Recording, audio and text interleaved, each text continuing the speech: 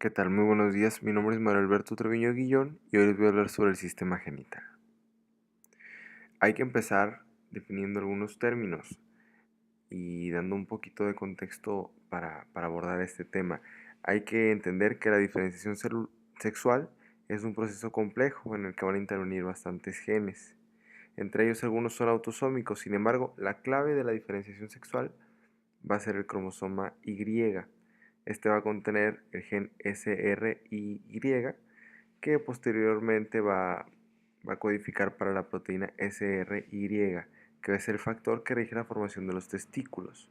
En grandes rasgos se puede decir que bajo la influencia de esta proteína se va a efectuar el desarrollo de genitales masculinos y cuando no hay, o sea, en su ausencia, se establece el desarrollo femenino.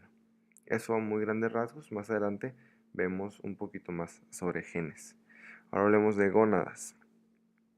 Aunque ya sabemos que el sexo del embrión se define al momento de la fecundación por factores genéticos, las gónadas no van a adquirir características morfológicamente distintivas de hombre o de varón, sino que hasta la séptima semana del desarrollo. En un principio las gónadas, aparecen como un par de crestas longitudinales como las que podemos encontrar aquí y se forman mediante la proliferación del epitelio y la condensación del mesénquima subyacente. Las células germinales, que van a ser las que van a dar origen a las células sexuales, no aparecen sino hasta la sexta semana de desarrollo. Estas células se van a originar del epiblasto y van a migrar por la línea primitiva y hacia la tercera semana se van a alojar entre las células endodérmicas de la pared del saco vitelino, como se muestra aquí. Durante la cuarta semana van a migrar con un movimiento amiboideo a través del mesenterio dorsal del intestino posterior. Van a llegar a las gónadas primitivas como para la quinta semana y van a invadir las crestas genitales. Aquí podemos ver cómo van entrando las crestas genitales en esta imagen. Para la sexta semana ocurre esto. En el caso de que no alcancen las crestas, no se van a desarrollar las gónadas. Además, antes y durante la llegada de las células germinales primordiales, el epitelio de la cresta genital va a proliferar y las células epiteliales van a penetrar en el mesenquima subyacente. Aquí se van a formar varios cordones de forma irregular, los cordones sexuales primitivos, que en embriones masculinos y femeninos, esos están conectados al epitelio superficial y es posible distinguir una gónada masculina o femenina más posteriormente. Sin embargo, en este momento es imposible y por eso vamos a encontrar el término de gónadas indiferenciadas. Más adelante vamos a ver qué es lo que hace, de qué forma podemos distinguir el varón, de qué forma se empiezan a desarrollar de diferente manera el hombre y la mujer en esta etapa del desarrollo. Vamos a empezar con el hombre, empezando con el testículo.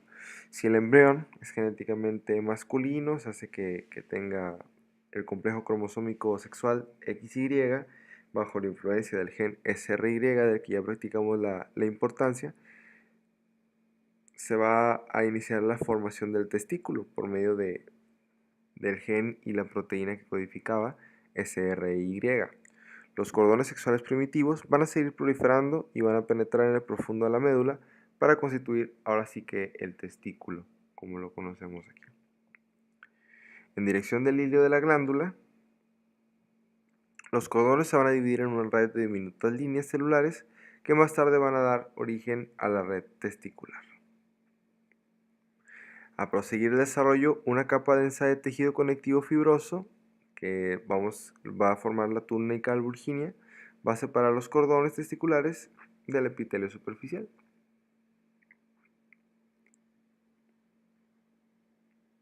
En el cuarto mes, los cordones testiculares adquieren una forma de herradura y sus extremidades se continúan con la red testicular. Los cordones testiculares se componen de células germinales primitivas y las células sustentaculares o células de Sertoli que provienen del epitelio para esta glándula. Son estas células que no tienen esa función de producir células sexuales. Además, también vamos a encontrar las células de Leydig, que van a proceder del mesénquima original de la cresta gonadal. Estas están situadas entre los cordones testiculares y van a ser, a grandes rasgos, las encargadas de producir testosterona. Esto no pasa sino hasta la 8ª semana de gestación, y esta testosterona en los testículos va a influir en la diferenciación sexual de los conductos genitales y los genitales externos. Es importante destacar la función de esta hormona en esta etapa del desarrollo. Los cordones testiculares van a permanecer sólidos hasta antes de la pubertad, cuando van a adquirir una luz. O sea que vamos a poder encontrar la luz que nos va a formar los túbulos seminíferos. Una vez canalizados estos, se unen a los túbulos de la red testicular, que a su vez van a entrar en los conductillos eferentes, que constituyen las paredes restantes de los túbulos excretores del sistema mesonéfrico. Conectan la red testicular con el conducto mesonéfrico o conducto de Golf, también se le dice así. Eso sería todo a grandes rasgos hablando del testículo. Vamos a hablar ahora del ovario.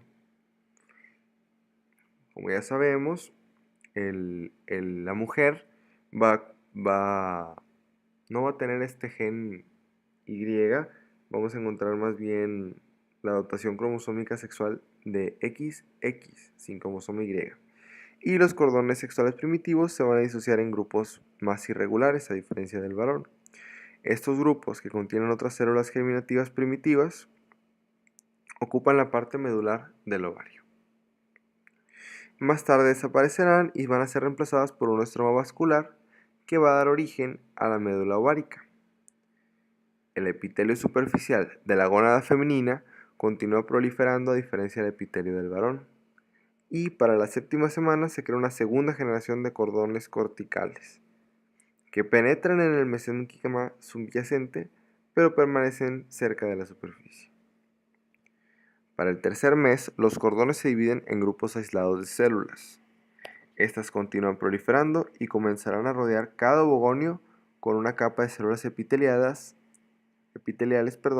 llamadas células foliculares. Estas, junto con los ovogonios, constituyen un folículo primario. Por tanto, puede decirse que el sexo genético de un embrión depende del tiempo de fecundación, o según que el espermatocito llegue a un cromosoma X o Y. Es por eso que se dice que el hombre va a ser el que determine el sexo del bebé. Estos ovocitos primarios ya sabemos nosotros que van a llegar a cierto estadio de maduración, sino hasta la pubertad, que van a seguirse proliferando. En embriones con un complejo cromosómico sexual XY o hombres, los cordones medulares se convierten en cordones testiculares, sin que se desarrollen los cordones corticales secundarios, como es que pasa en el caso de las mujeres. Los conductos genitales masculino y femenino tienden a entrar en una fase indiferenciada. En este caso aquí tengo la diapositiva de masculinos. Sin embargo, quiero dar antes un poquito de introducción a esto. Sabemos de los conductos mesonéfricos o de Wolff y conductos paramesonéfricos de Müller. Los paramesonéfricos aparecen como una imaginación longitudinal del epitelio sobre la superficie anterolateral de la cresta genital. En la región craneal del conducto paramesonéfrico desemboca en la cavidad abdominal con una estructura tipo embudo. En la región caudal, primero se desplaza en sentido lateral con el conducto mesonéfrico, para luego cruzarlo ventralmente y crecer en la parte caudal media. En la línea media entra en contacto estrecho con el conducto paramesonéfrico desde el lado contrario. La punta caudal de ambos conductos se proyecta al interior de la pared posterior del seno urogenital, donde produce una pequeña protuberancia, el tubérculo paramesonéfrico o de Müller, y los conductos paramesonéfricos van a desembocar en el seno urogenital a ambos lados del tubérculo. En caso de los conductos genitales masculinos, vamos a ver que la acción de la testosterona va a estimular el desarrollo de estos conductos genitales. Estos derivan de varias partes del sistema renal mesonéfrico.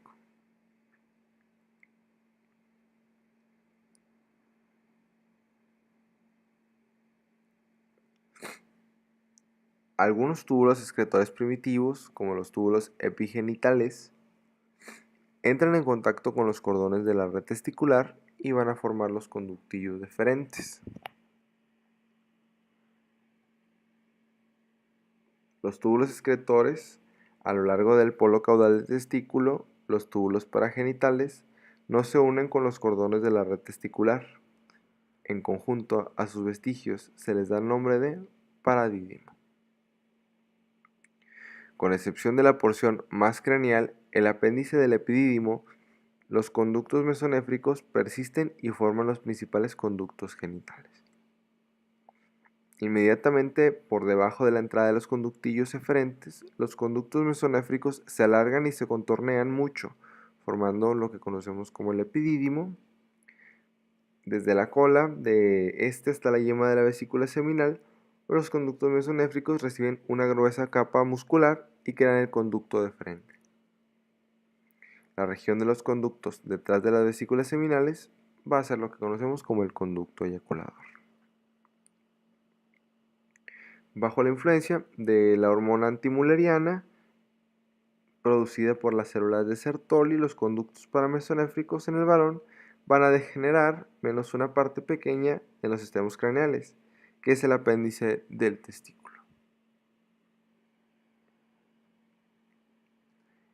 En el caso de los conductos genitales femeninos, ahora con la presencia de estrógeno, contrario a la testosterona que encontrábamos en el varón, bueno, de los genitales femeninos es en presencia de estrógeno y en ausencia de testosterona. Esto es muy importante, en ausencia de testosterona y en ausencia también de la hormona antimülleriana o antifactor mülleriano. Los conductos paramesonéfricos en el caso del sexo femenino se van a convertir en los conductos principales, conductos genitales de la mujer. Al inicio se distinguen tres partes en cada conducto: una parte vertical craneal que desemboca en la cavidad abdominal, una parte horizontal que cruza el conducto mesonéfrico y una parte vertical caudal que se fusiona con su homólogo en la parte contraria.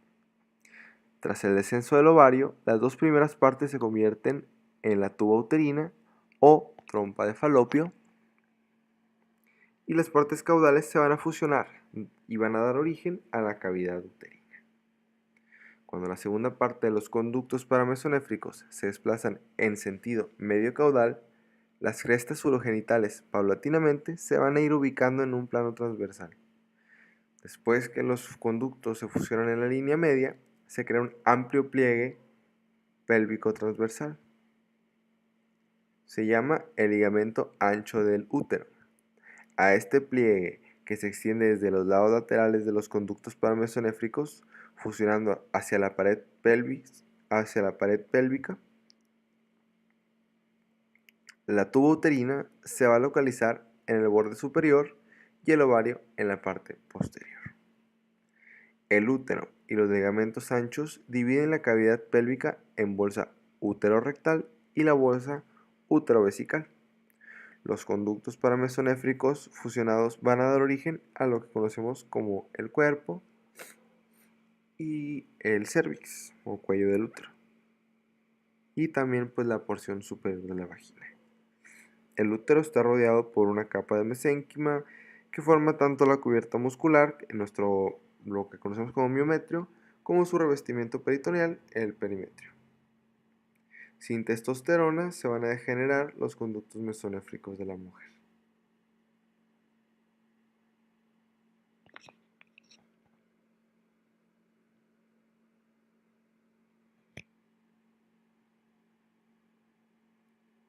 Muy bien, ahora hablemos de ya la formación de lo que conocemos como la vagina en esta etapa del desarrollo, como en diferentes etapas podemos observar el desarrollo de la vagina poco después de que la punta sólida de los conductos paramesonéfricos entra en contacto con el seno urogenital, dos emaginaciones sólidas aparecen a partir de la parte pélvica del seno. Estas evaginaciones, los bulbos senovaginales, proliferan dando origen a una placa vaginal sólida. La proliferación prosigue en el extremo craneal de la placa, aumentando la distancia entre el útero y el seno urogenital. Para el quinto mes, la vaginación está canalizada por completo. Las expansiones aladas de la vagina alrededor del extremo del útero o fondos de saco vaginales se desarrollan a partir del paramesonefros. Así, la vagina tiene origen doble. La parte superior deriva de la cavidad uterina, como ya lo vimos ahorita, y la parte inferior del seno urogenital. La luz de la vagina y la del seno urogenital están separadas por una delgada placa tisular, que es lo que conocemos como el himen. Esta consta del revestimiento epitelial del seno y una capa delgada de células vaginales. El himen suele crear una pequeña abertura durante la vida prenatal. La mujer puede retener algunos restos de los túbulos excretores craneales y caudales en el mesoovario, donde forman el epóforo y el paróforo. El conducto mesonéfrico desaparece, salvo una pequeña parte craneal en el epóforo y a veces una pequeña parte caudal que puede localizarse en la pared del útero o de la vagina. Más tarde en la vida puede producir el quiste de Gardner.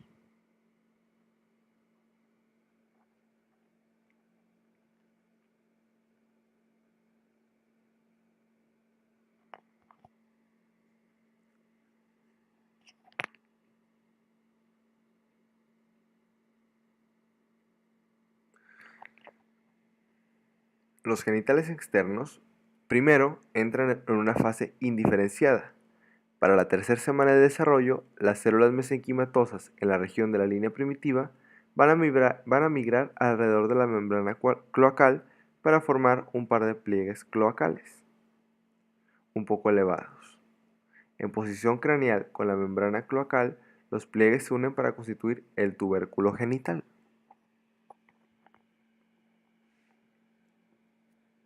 En la región caudal se van a subdividir en pliegues uretrales anteriores y en pliegues anales posteriores.